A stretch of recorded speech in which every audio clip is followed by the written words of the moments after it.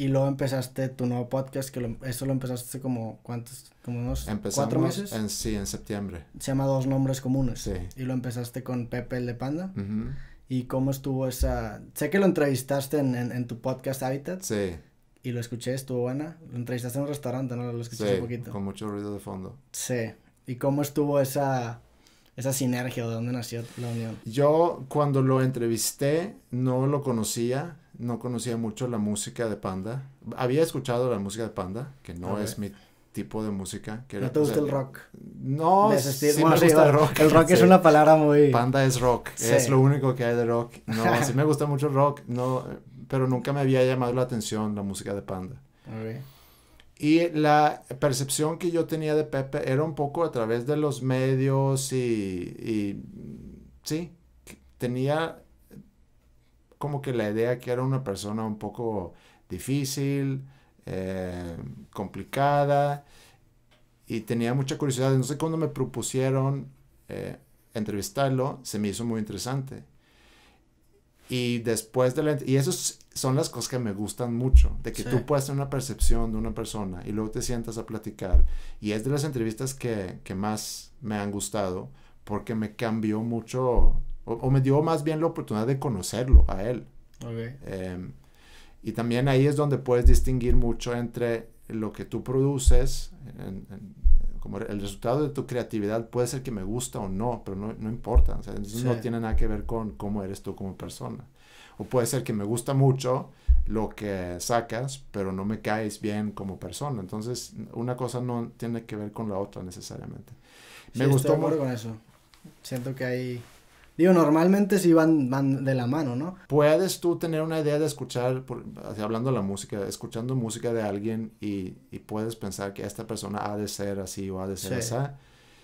Y luego a lo mejor conoces a la persona y te das cuenta que no es así. Pero regresando a esa entrevista, me gustó mucho porque sentí mucho interés de su parte de hacer la entrevista, de hacer la plática. Fue una plática muy amena, fue una entrevista muy larga, nos quedamos platicando bastante tiempo y a raíz de esa entrevista nos medio mantuvimos en contacto de repente, hablamos, y luego yo le propuse en algún momento, le dije, tú deberías hacer un podcast, porque su episodio de Habitat era el que más descargas, sí, más reproducciones, más descargas ha tenido. Entonces dije, tú deberías hacer un podcast. Y sé que a raíz de Habitat, creo que él empezó a escuchar podcast también. Sí.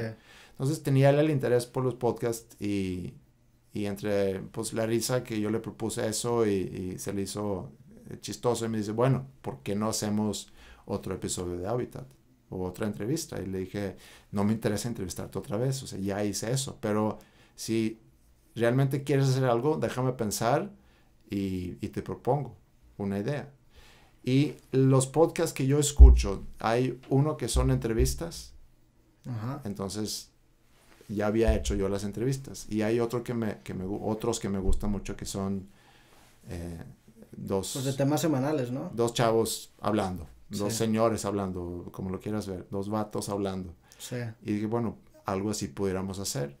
Y aparte creo que entre los dos, siendo personas tan diferentes, de diferente edad, de diferente background o de antecedentes, de diferente estilo de vida, y tenemos obviamente muchas cosas en común, pero también somos muy distintos. Y le propuse la idea, mira, yo visualizo algo así, vamos a grabar un piloto y vemos si hay dinámica, si podemos llevar una plática, porque realmente no lo sabíamos, también no nos conocíamos. Sí. Entonces yo digo, pues vamos a grabar y vemos. Grabamos un piloto y a mí me gustó mucho, entonces a los dos nos gustó la idea y dijimos, bueno, pues vamos a darle con esto. Y para cada episodio del podcast, ¿qué es lo que hacen? ¿Se ponen de acuerdo antes para saber de qué se va a tratar? No sé. ¿O cada quien prepara sus temas o tú preparas un tema o qué es lo que hacen? Sí, nos mensajeamos mucho en la semana de cosas o ideas. Pepe es muy bueno para el bote pronto. Sí. Entonces yo sí me tengo que preparar más. Yo sí a lo mejor desarrollo ciertas ideas que yo quiero tocar. y él es muy espontáneo. Entonces, en cuanto a preparación, yo creo que yo me preparo seguramente más, pero es por necesidad propia, porque ¿Te gusta sentirte seguro de...? me gusta tener un respaldo de quiero hablar de esto y esto. Y digo, aparte está bien, o sea, tener esas como que dos personalidades, de uno que sí está preparado y otro que, como tú dices, agarra las cosas a bote pronto. Sí. Yo creo que ese contraste le da mucho más, bueno, no es un contraste, pues esa diferencia entre la forma de acercarse a los temas le da como que dinámica al podcast. Porque si investigan los dos, yo creo que los dos tendrían como que los mismos facts. Entonces, a lo mejor sería más aburrido, supongo. Y creo que hemos encontrado también cuál es la dinámica del podcast. Y creo que ha funcionado bien, funciona bien. Yo me divierto mucho editando los episodios. Y de repente hay puntadas, de repente hay cosas que tengo que cortar, donde nos pasamos los dos. Más Pepe que yo. No te creas. Y sí, a mí me divierte mucho. Y me divierte también mucho con la respuesta, porque, y yo sé que la respuesta es porque Pepe tiene un fanbase que es muy, muy grande y que aparte es muy activo.